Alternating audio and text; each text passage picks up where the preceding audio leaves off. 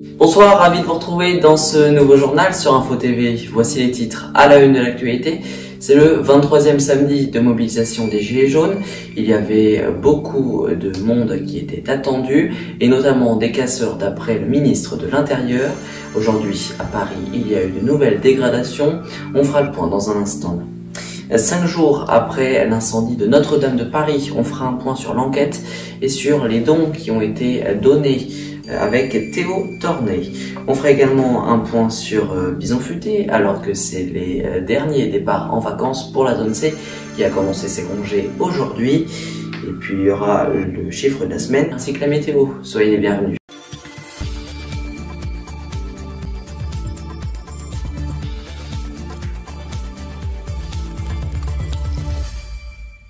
Hier, dans une conférence de presse, le ministre de l'Intérieur, Christophe Castaner, avait annoncé que beaucoup de Black Blocs, c'est-à-dire des casseurs, seraient au rendez-vous à Paris aujourd'hui pour l'ultimatum 2, le 16 mars étant le numéro 1. Eh bien, il y a eu encore des dégradations aujourd'hui, malgré 60 000 policiers qui avaient été disséminés dans toute la France, et également un nouveau dispositif de police qui avait été pensé par le nouveau préfet de police pour la capitale. Il y a donc eu des dégradations et des heurts cet après-midi, notamment en début d'après-midi. Il y avait plusieurs cortèges avec des manifestations déclarées, place de la République aussi, à Bercy également.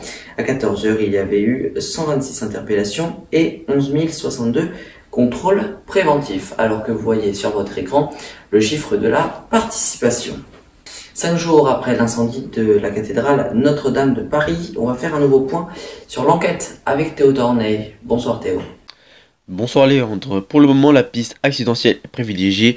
La direction de la police judiciaire de Paris a mobilisé ça et confié à la brigade de criminels le 65 enquête hors norme déclenchée pour destruction involontaire par incendie.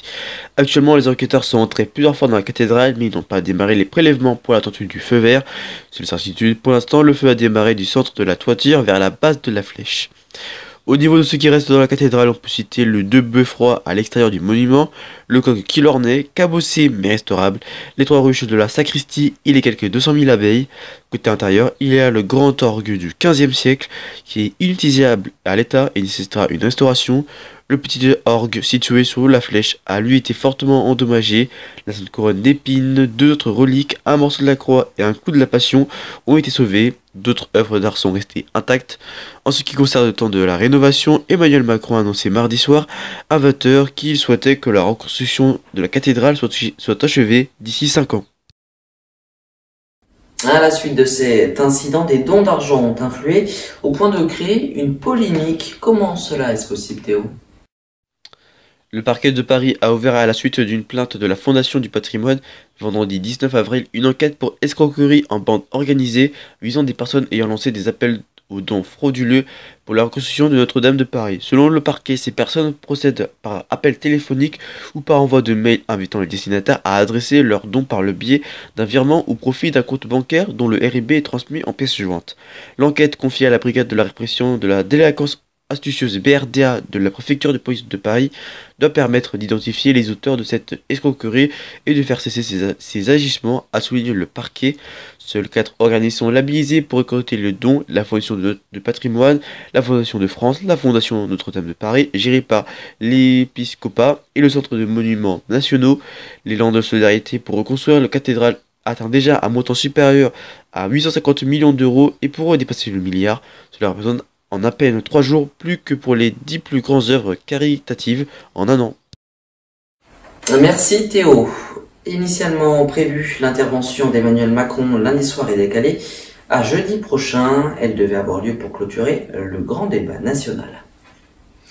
C'était les derniers départs en vacances aujourd'hui, les vacances qui ont commencé pour la zone C, la zone B qui les termine ce mardi en raison du week-end pascal, lundi étant férié. On fait le point sur l'infotrafic. C'était orange aujourd'hui au national dans le sens des départs, vert dans le sens des retours. Demain ce sera vert dans les 2 sens. Et puis ce lundi ce sera vert dans le sens des départs, orange dans le sens des retours, et même rouge en Île-de-France et dans le Grand Est et Nord. Le nombre de tués sur les routes a augmenté de 250 personnes, c'est-à-dire 7,3% au mois de mars 2019. C'est ce qu'on a appris hier après-midi. 29 touristes allemands ont été tués dans un accident de bus à Madère. L'autocar a effectué mercredi une sortie de route dans la ville de Santa Cruz au Portugal, tombant de plusieurs mètres en contrebas. L'accident a aussi fait 27 blessés. Le chauffeur de bus a perdu le contrôle du véhicule pour une raison encore inconnue. Il est indemne. L'actualité parisienne à présent avec un nouveau réseau de bus qui a été inauguré aujourd'hui. Il n'avait quasiment pas été modifié depuis 1950. Au total, 49 lignes ont été modernisées, 3 supprimées et 5 créées. Il y aura également de nouveaux bus qui vont être mis en circulation. Aujourd'hui, 10 000 agents de la RATP étaient mobilisés pour orienter les nouveaux les usagers. Un site a également été ouvert pour orienter les passagers. Nouveau réseau busparisien.fr. Si vous voulez plus d'informations, vous pouvez vous rendre sur notre chaîne YouTube pour regarder la vidéo de Théo Tornet à ce sujet. C'était dans IT Express ce mercredi. Le chiffre de la semaine, c'est le nombre de personnes sans domicile fixe et sans abri recensées à Toulouse. Dans une étude de la mairie et plusieurs associations, parmi elles, 35% des femmes sont des femmes seules.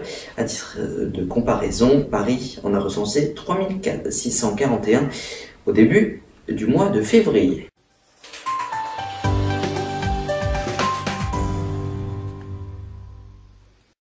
La météo de votre dimanche matin, il y aura du soleil partout dans le pays et également ce dimanche après-midi, il fera très beau avec des températures estivales.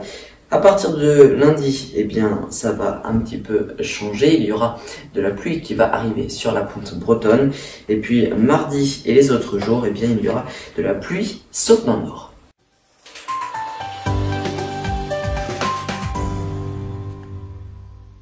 C'est la fin de ce journal, merci de l'avoir suivi. Prochain rendez-vous avec l'information, c'est demain à 13h pour le journal audio de Théo Tornet. Samedi prochain, vous retrouverez Alain Aurez à ma place. Je vous souhaite de passer de très bonnes vacances et je vous dis à la rentrée.